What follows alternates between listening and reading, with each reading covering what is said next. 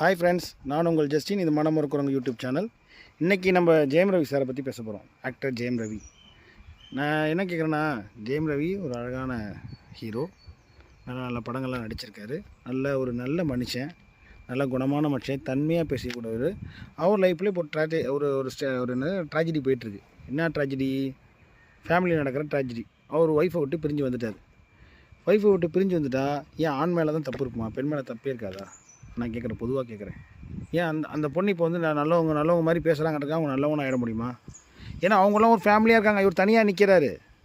தனியாக ஒருத்தர் விட்டு எல்லாத்தையும் தூக்கி போட்டு வெளியே ஒடியாராருன்னா, எல்லாத்தையும் தூக்கி போட்டு கையில் வெறுங்காசோட வெளியே ஒடியாராருன்னா, கையில் காசு கூட இல்லாமல், அப்போ எந்த அளவுக்கு அவர் வந்து டார்ச்சரில் அனுபவிச்சிருப்பார், எந்த அளவுக்கு அவர் மனசளவில் ஒடிஞ்சு போயிருப்பார். யோசிச்சு பாருங்கள். ஏங்க, எப்படி ஒரு பெண்ணுக்கு மனசு இருக்கும், ஒரு ஆணுக்கும் மனசு இருக்குங்க. அவங்களுக்கும் பெயின், வலி, எல்லா கஷ்டம் நஷ்டம் எல்லாமே இருக்குது. புரிஞ்சுங்களா? யாருக்கும் இங்கே யாரும் அடிமை இல்லை. புரியுதுங்களா? அதனால் அதே ஒரு பெண்ணு வெளியே வந்துட்டால் அது பெண் சுதந்திரம்னு பேசுகிறீங்க. ஒரு ஆண் வந்துட்டு ஆண் சுதந்திரமாக ஏன் யோசிக்க மாட்டேங்கிறீங்க? அவனை அடிமையாக இல்லை எல்லாருக்கும். குழந்தைக்கு பிறந்துச்சு, குழந்தைங்களுக்காக வாழணுன்றீங்க. குழந்தைங்களுக்காக வாழணும்னா அவங்களாம் ஜெயம் ரவியோட மனசை அறிஞ்சு நடந்திருக்கணும். அங்கே ஏதோ இஷ்யூ நடந்திருக்குல்ல, அதை வச்சு தானே அவங்க வெளியே வராங்க. சொல்லுங்கள், அதை வச்சு தானே வெளியே வராங்க. இப்போ அதுக்காக ஒரு பிள்ளைகளை விட்டுட்டாருன்னு நினைக்கிறீங்களா? அதுக்கெலாம் எந்த தகப்பனும் தன் பிள்ளைகளை விட்டு போக மாட்டான். இப்படி போகிறவன் தகப்பனாகவே இருக்க மாட்டான். ஏதோ ஒரு சூழ்நிலை, ஏதோ ஒரு கஷ்டம், ஏதோ ஒரு பெரிய காயம் அவரை வெளியே போன்ற நிர்பந்திச்சிருக்கு. இல்லைனா அவர் வெளியே போயிருக்கவே மாட்டார். இதுதான் உண்மை. சரிங்களா? அதில் மேலே சினி ஃபீல்டில் இது நடக்கிறது சகஜம். நீங்கள் உங்களுக்கு நியூஸுக்காக போட்டுக்கிட்டு உங்களோட யூடியூப்பில் லைக்ஸு, ஷேர்ஸு, என்னது வியூஸ் அதிகமாக வேணுன்றதுக்காக உட்காந்து ஆளாளுக்கு உட்காந்துட்டு பேசிகிட்டு இருக்கீங்க. நியூஸ் சேனல் ஆளாளுக்கு உட்காந்து பேசிகிட்டு இருக்குது. அவரோட சுதந்திரங்க அது. அவர் ஒன்றும் தப்பு பண்ணலையே. அவர் ஒன்றும் திருட்டுத்தனமாக பண்ணிட்டாரு. பப்ளிக்காக தானே வந்து 6 மணிக்கு வராரு. ஒளிஞ்சு இன்னும் கள்ளக்காதலாக பண்ணிட்டு உட்காந்துருக்காரு.